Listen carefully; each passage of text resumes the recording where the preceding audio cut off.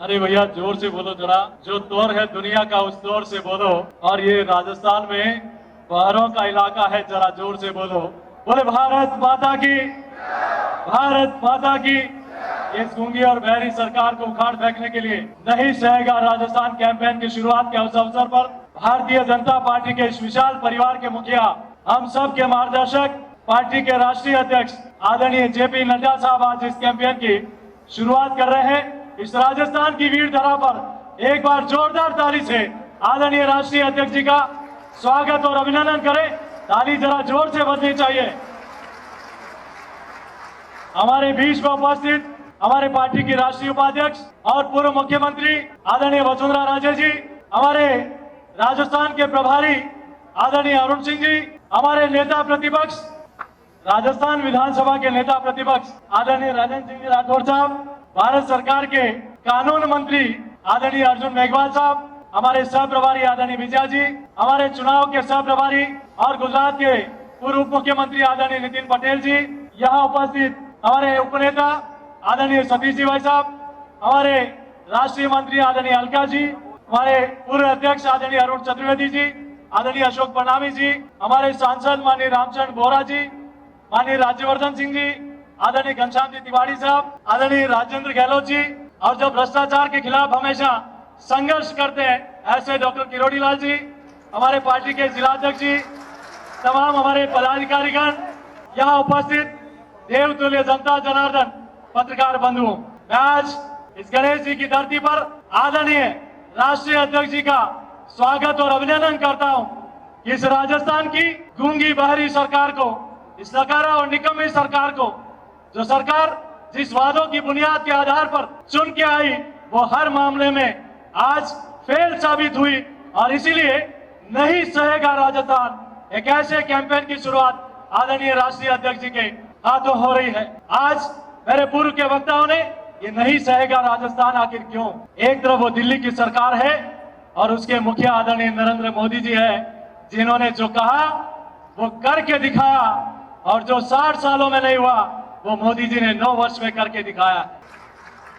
अरे हम कल्पना भी नहीं कर सकते थे कि हम अपने जीवन में प्रभु श्री राम का मंदिर, भव्य मंदिर अपनी आंखों से देख पाएंगे क्या।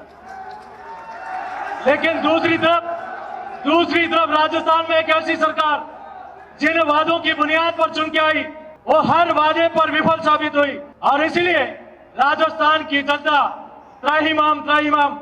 जब आश्चर्य होता है कि अलाकमान को मुख्यमंत्री पर विश्वास नहीं, मुख्यमंत्री को अपने मंत्रियों पर विश्वास नहीं, मंत्रियों को अपने विधायकों पर विश्वास नहीं और इस सरकार पर राजस्थान की जनता का विश्वास नहीं। मुख्यमंत्री जी जब भी दिल्ली से बुलावा आता है तो इनको बहाना बना लेते हैं, कोई तो हाथ का अंगूठा दिखाते हैं, अब की बार इन्होंने पैर का अंगूठा दिखा। मैं मुख्यमंत्री जी से कहना चाहूंगा, जब सचिन पायलट जी के 20 विधायकों को उनके जिन्होंने हरीश साल्वे जी को वकील किया और आपने पता किया कि इतने बड़े वकील के पास इतनी फीस कौन देगा, मैं आपसे आग्रह कर रहा हूं मुख्यमंत्री जी, ये सलमान खुर्शीद साहब को सुरेश ढाका से किसने मिला और उससे फीस कौन कहां से जा रही है और ये बड़ा पैसा कहां से आ रहा है, इसकी भी जांच करा दीजिए तो राजस्थान के युवाओं में लगेगा कि कुछ तो ये कर रहे हैं। मुझे लगता है बाबूलाल कटारा स्पष्ट रूप से कह रहे हैं गिरफ्तारी के बाद कि मैं 1.5 करोड़ रुपया देकर आरपीएससी का सदस्य बना हूं। जारोली जी कह रहे हैं कि मुझे हटाया लेकिन मैं छोटा मोरा हूं, इसकी डोर ऊपर तक है, आखिर ये डोर कहां तक है।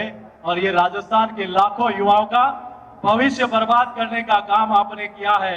मुझे लगता है ये सियासत है कि लानत है सियासत पे। खुद ही मुजरिम बने कानून बनाने वाले एक पूर्व कानून मंत्री राजस्थान के युवाओं का भविष्य खराब करने वालों के साथ वहां वकील खड़ा हुआ है। अच्छा होता अगर ये वकील राजस्थान के जयपुर में बम ब्लास्ट वालों के लिए खड़ा कर देते तो राजस्थान की जनता थोड़ा विश्वास करती है। मैं आपको इतना जरूर कहना चाहता हूं, अभी हमारे माननीय पूर्व मुख्यमंत्री जी ने, राजेंद्र सिंह जी ने वीर शिरोमणि महाराणा प्रताप की प्रतिभा हमारे राष्ट्रीय अध्यक्ष जी को दी। वह एक ऐसा प्रतीक है जिन्होंने कभी मुगलों के सामने न झुके, न समर्पण किया, संघर्ष किया, लेकिन मुगलों को कभी राजस्थान में पांव नहीं रखने दिया। इस मुगलिया प्रेमी सरकार को उखाड़ फेंकने का ये नहीं सहेगा राजस्थान। आज ये कैंपेन की शुरुआत हो रही है। मैं ज्यादा कुछ नहीं कहते हुए आदरणीय राष्ट्रीय अध्यक्ष जी, हम सबका मार्गदर्शन करेंगे, लेकिन ये जरूर है कि 4.5 वर्षों में जो पाप आपने किया है, सबसे महंगा और पेट्रोल डीजल बढ़ाने का, राजस्थान के लाखों युवाओं के भविष्य को खराब करने का, सर तन से जुदा ऐसी हत्याएं राजस्थान से कभी नहीं देखी। ऐसी काम भी राजस्थान की जनता ने देखा है, किसानों का वादा खिलाफी होते हुए भी देखा है। इसलिए एक आंसू भी हुकूमत के लिए खतरा है। तुमने देखा नहीं, राजस्थान में तो आंखों में समुंदर आ गया। ये चीख आपको दिखाई नहीं देती उस कन्हैयालाल पारीक की, जिसने आत्महत्या कर ली और पिता को कहा कि आज मैं आत्महत्या कर रहा हूं, पिताजी मैं आपके सपनों को पूरा नहीं कर पा रहा। और ऐसे हजारों लाखों लोग, वो कन्हैयालाल करेल जिन्होंने लाइव आत्महत्या कर ली कि मुख्यमंत्री जी आपने हमारा कर्जा माफ नहीं किया, ये नहीं सहेगा राजस्थान, उस बात का है। और इस बात के आदरणीय साक्षी राष्ट्रीय अध्यक्ष जी हैं, आपके हाथों इसकी शुरुआत हो रही है और ये विश्वास है कैंपेन हर गांव और चौपाल तक जाएगा। युवा वाहन रैली निकालेगा कि रोड़ीलाल जी को एफआईआर लॉन्च कराने के लिए सड़क पर बैठना पड़ा। ये कहते हैं कि ऑनलाइन एफआईआर लॉन्च करा दो, एक सांसद को सड़क पर बैठना पड़े एफआईआर लॉन्च कराने के लिए, ये कौन सी दोहरा चाल है आपका। लेकिन अब जनता आपका चाल और चरित्र समझ गई है। इस राजस्थान की नकारा और निकम्मी सरकार को उखाड़ के फेंकने के लिए मैं मुख्यमंत्री जी के लिए एक अंतिम बात कहते हुए अपनी बात को समाप्त करूंगा। अरे थोड़ी बहुत भी इंसानियत होती तो आप स्वयं इतने काले कारनामों के बाद कुर्सी छोड़ देते। अरे कुर्सी है तुम्हारा, ये जनाजा तो नहीं, कुछ कर नहीं पाते तो उतर क्यों नहीं जाते। अब ये जनता उतारने के लिए बैठी है।